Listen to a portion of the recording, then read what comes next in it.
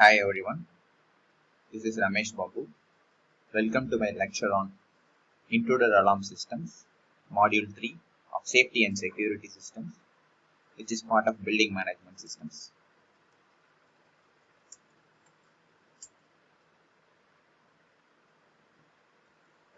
If you look at the various aspects covered in Building Management Systems, access control and CCTV is an essential component of the Building Management System, which is for securing the building.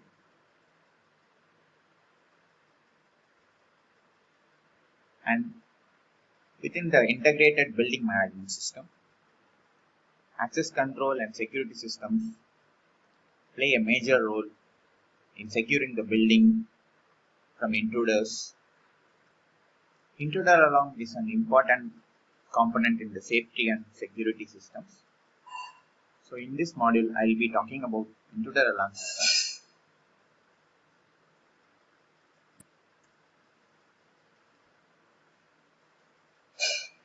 So in the previous module, we have seen access control systems and CCTV. Now we are going to see intruder alarm systems.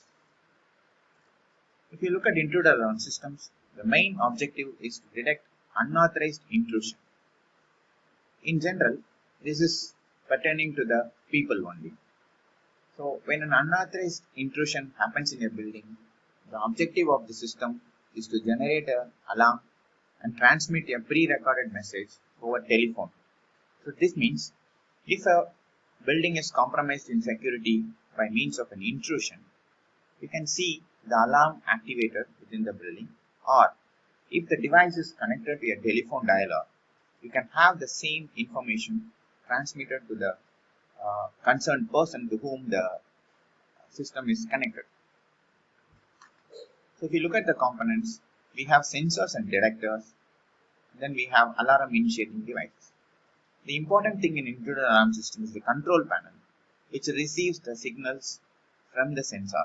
In other words, the detection happens, which is an information which is transmitted into the control panel. Based on this, the control panel will take a decision which will be connected to the alarm initiating devices, which sounds the alarm. If in case the control panel is linked to a telephone dialer, so it can potentially dial the occupant or dial the concerned person to creating the alarm. If you look at this particular sketch, a simple example of a motion detector is, imagine a device which is kept here. So you can see a ray in the room. So this ray is a kind of emitted energy. So we have energy being emitted into this room, and the ray is reflected, and the equipment is in working condition. Once if an intruder enters the space, there is a compromise. So this particular reflection pattern is disturbed. This is what makes the detector to sense the presence of an intruder. So in sensor is an important component in intruder alarm. So in sensor, we have magnetic contact, we have glass break detector, vibration detector, panic or emergency push button, and PIR, which is passive infrared detector.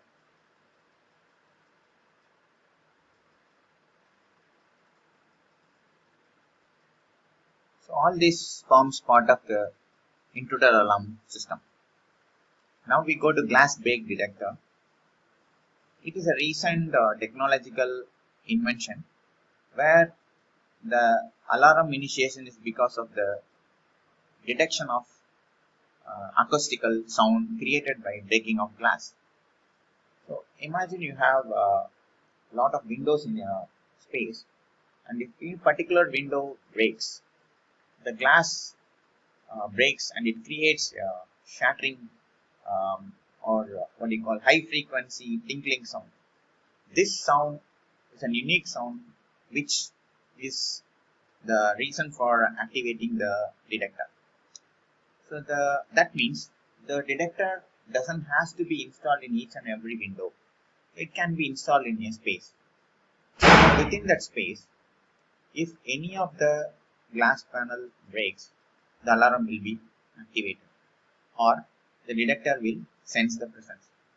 So the only problem with the glass break detector is it can create a false alarm because there can be a confusion of breakage. The breakage can be a tableware or any other um, unfavorable noise which can disturb and activate the detector.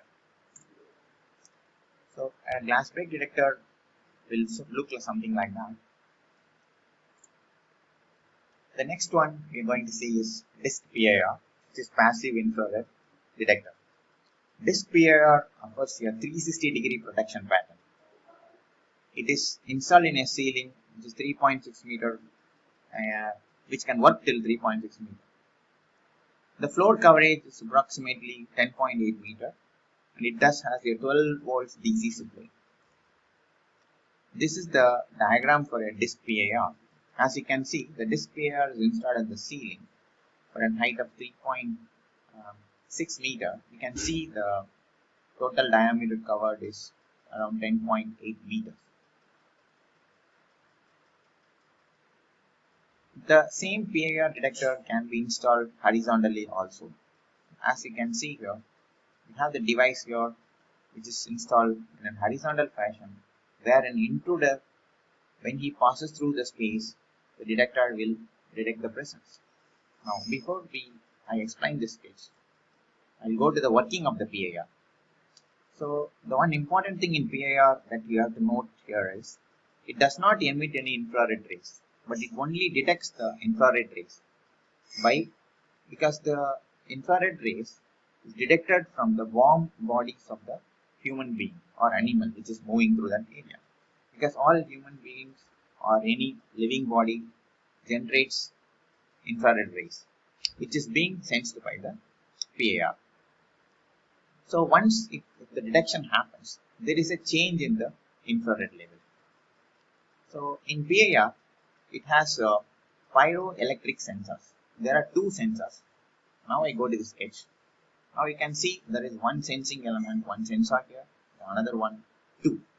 The same thing is shown here in plan. So you have sensor 1 and sensor 2. So as soon as a person enters into the first region, so this sensing device will create a fluctuation which you can see here. And similarly, when he goes to the second detecting element, you can see the fluctuation which is happening here. This, okay, now you can read this one. PIR has pyroelectric sensors which produces an output voltage when exposed to IR rays. The sensor, as I have shown in the previous sketch, has two sensing elements. When a person crosses the focusing beam area of the PIR, the sensors are exposed to IR one by one. So one by one in the sense, the first sensing element and the next sensing element. That is how a PIR will work. Now, let's go back to the sketch here, where we were talking about sensor and detectors, and now we are going to see control panel. So control panel is an important device into which the detectors and sensors are connected. Not only that, the control panel gives instruction to the telephone dialer, or it gives instruction to an alarm device to initiate the alarm activation. There are two types of control panels, which is key operated and code operated. So wherein you need a key to open it, or sometimes you need a password number to enter. As you can see here, you have to type in the code here to activate the or to open or do some programming in the control panel. And the display is sometimes LED and LCD. Yeah. This is an important sketch of the control panel. So as you can see, the control panel is linked to lot of devices. So here you see magnetic contact, which I have discussed in the module 1 already. Next is the glass break detector. Then you have smoke detector. You have PIR, which is motion detector. Then we have emergency buttons, and then temperature sensor as well. So similarly, if you look at all these devices sense the presence. detect and then send them to the control panel. So that is the duty of each and every device. These devices do not create an alarm. Okay. So for alarm to be activated, this module has to be linked to an alarm. So as you can see, it is linked to a siren and a strobe. So this creates the sound. Now, not only that, you can see the device is connected to a central monitoring station. Sometimes it is connected to a telephone dialer and also through internet also.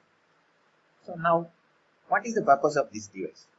The purpose of this device is once detection happens, the system will either alert the siren, or it will send the information to a telephone dialer. The telephone dialer uh, will dial to the relevant person and alert the presence of some unauthorized intrusion happening to the building. So this device is also connected to fire alarm systems, because in an emergency fire detection, as you can see here, smoke detection detects the presence of smoke, which also needs to alert the occupants. So this is a control panel again. So for the control panel to work, the input voltage is 230 volts and it has a battery backup. And there are multiple types of zones for intruder alarm, which means you can detect exactly in which zone the intruder has entered. And it also has smoke detection zones. In a fire, you can find out which zone of the building is being affected by a fire. And as I told you, the output is a siren output, which creates a noise. You have a keypad for programming, and this telephone line connectivity is for alerting the occupants when they are away from the building. So now we go to the alarm initiating devices. The main purpose of these devices is to create noise. So now in intruder internal sound, you have a buzzer and then sometimes you have a speaker. So that is important because sometimes buzzer creates only noise. A speaker can give an instruction. The instruction can be like fire in the building, please evacuate immediately, or intruder inside the building, evacuate or take preventive actions or something like that. So if you look at the external sounder, this happens outside the building.